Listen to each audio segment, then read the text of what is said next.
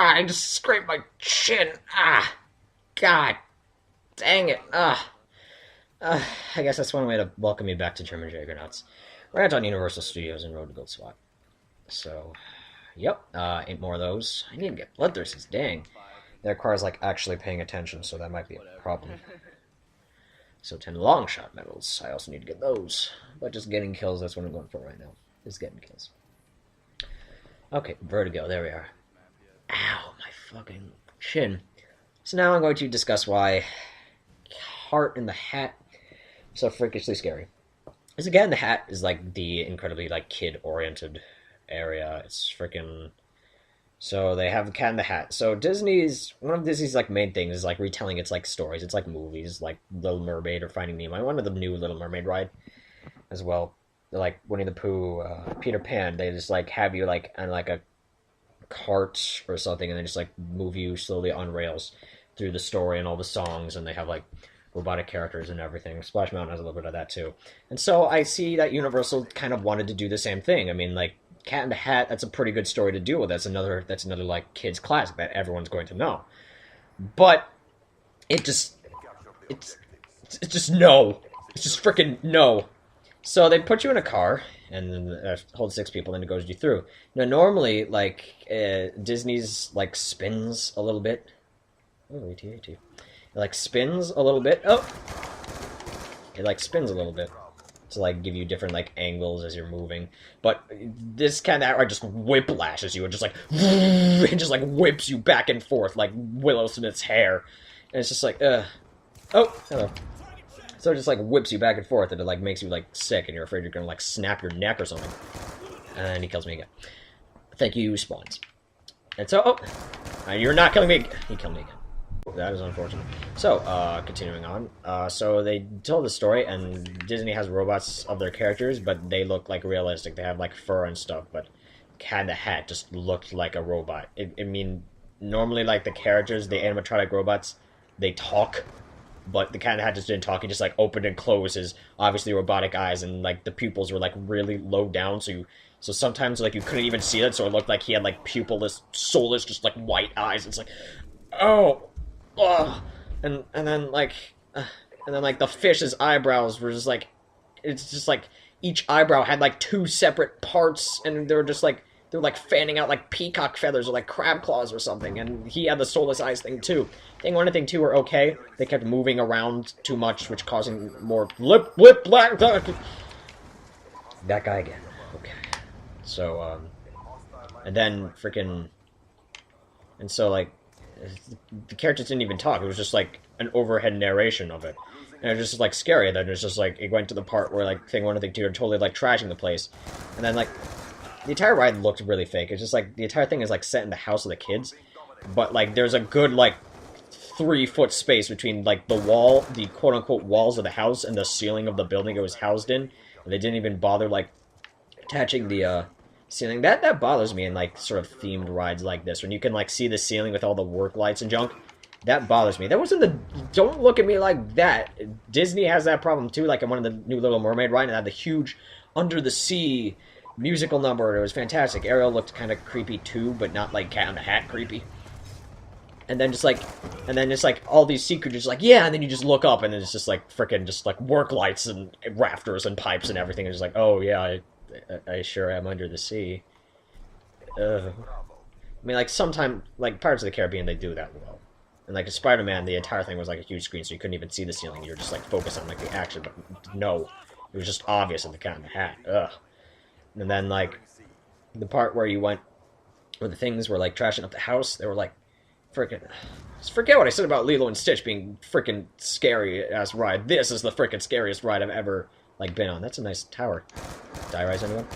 So, yeah, freaking... Oh my gosh. Let me finish the point. Cat in the Hat. Thing 1 and thing 2. When you go in, the entire place goes dark, and there's just, like, some strobe lights, and just, like, bonk, bow, swap, just, like, weird words, just, like, weird, like, lights everywhere, and just, like, spinning around all over the place. You're just like, oh my gosh, my head. There's, like, shit. Okay. And then, freaking... everywhere. I have no idea how this map is laid out still. I've just been on the edge the entire time. 80s. Jeez. I love how in the trailer they're just like, you may remember, this is the Jackalope, I don't know, the freaking Jafel Corporation. If you remember, this is the corporation that makes all the drones to the campaign. I'm like, nope, don't remember it one little bit. So that's yeah, I don't. No one plays campaign anymore, except for me and the poor. I want him to finish the campaign because it was fun, despite how racist he was being. He's not normally like that, sort of. So back on track. Cat in the Hat. That was just... Now I need to compare that to the Spider-Man ride that I talked about last episode. About how awesome that was, because it was different. It was new. It's something that Disney didn't frickin' do. And then when Universal tried to copy Disney and make like a kid-friendly story thing, they just made it frickin' creepy. And from what it looked like in the brochure, like the Universal Studios Park, I was on the Island of Imagination, remember? Universal Studios Park was like full of like these 4D rides like Spider-Man. I'm like, it's freaking great. Have more of those, because that was freaking intense. That was amazing. But it just... Oh, hey, he's fine. Okay. Because those were great. You should have more of those if you want to... It's in Orlando, just like freaking Disney World, which is, like, huge. So if you want to face, like, competition like freaking that, you can't just, like, half-assedly copy them, like, with the freaking Cat in the Hat ride. You gotta freaking, like, take what was great about the design, the themes, the characters, the stories, and then just, like, improve upon it, like with the Spider-Man one. And that's why it was so good, and that's why it needs to be more like that, you know? So if I was freaking... Ew. Yeah, and then, oh my gosh, Larg, even though we're all in 4-part.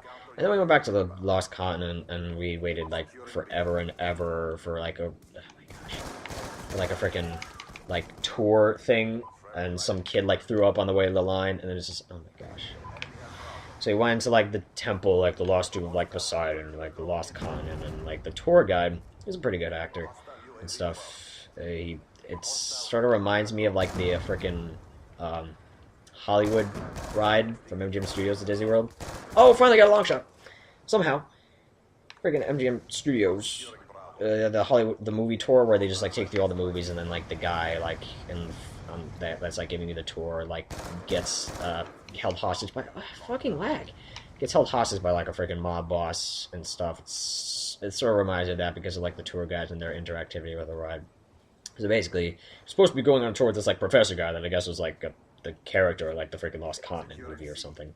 And then you're just, like, all, like, led into a room with, like, a whole bunch of other people, and then you're just like, hey, Professor Franklin, I'm just gonna call him Franklin.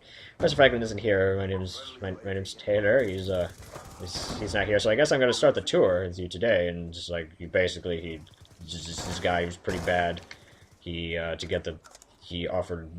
locked a whole bunch of people in this room as a sacrifice, and then just, like, he killed them all, and then just, like, got immense power from it, and then the lights went out, and then he called the black light, and apparently there was, like, a spell on the walls that he read, and then he got freed, and then we went from... Oh, shit. So we went from just, like, womb to...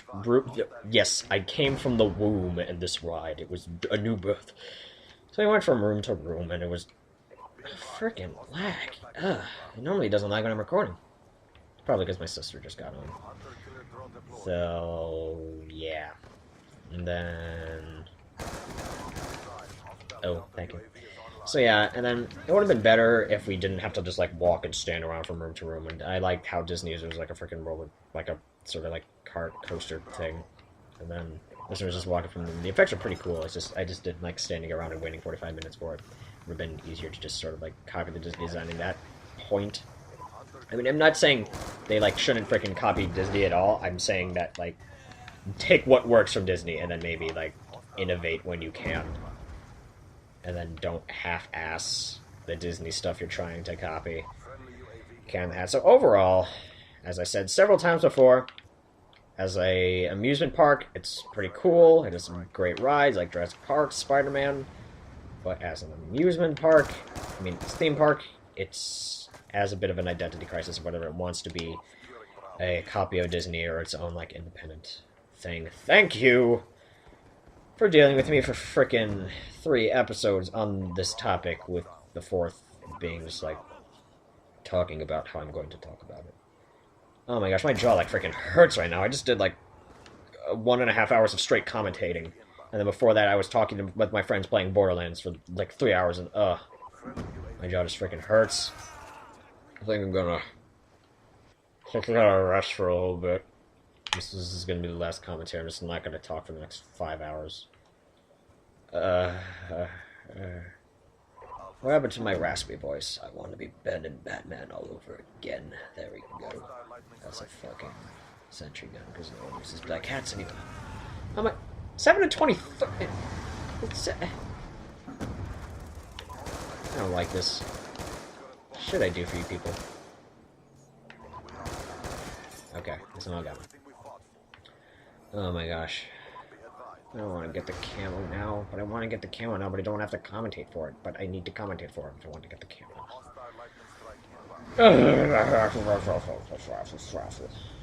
Falafel poffle. Shit. Oh my gosh, I'm suck bucketing very hard right now. I need to just... So I was too busy focusing on the commentary. I'm not, like, actually focusing on the game. Because it's kind of hard to multitask, actually. You know, live comm is kind of hard. It's easy to do, but it's hard to, like, do well, I'd say. And I don't know if I'm... Excuse me. That was sort of burp-ish thing. I'm tired now. I just all commentated out. Squishy Lobster 0. Lobster. Let's see how many more times I can die before time runs out. Okay. Well, that's Gemron Jagugo's Go Sweat. I think I gotta play more Mom of the Dead after I edit this shit. See you next time.